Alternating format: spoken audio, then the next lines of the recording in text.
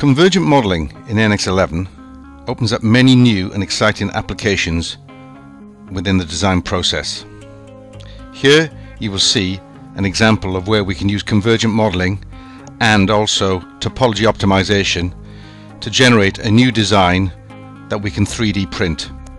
What you can see here is our original design, which was done using typical modelling techniques. Here is our new design that was developed using topology optimization.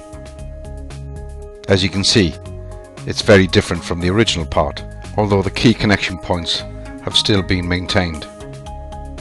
There are 3 other location points that weren't included in the topology optimization, but no matter, with a combination of synchronous modeling and convergent modeling technology, we can add these into our new convergent body.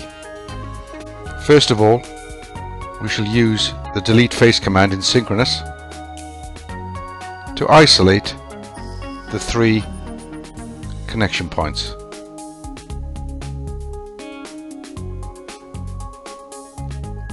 We'll just move the faces of these connection points to make sure that they stand proud of the convergent body. And then using convergent modeling technology, we can subtract directly from the faceted geometry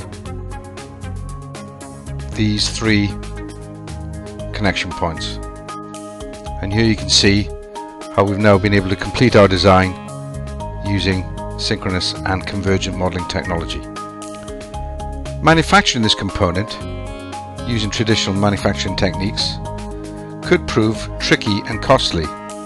However, with NX11 you're now provided with a print to 3D command that allows you to take advantage of the new and modern additive manufacturing techniques.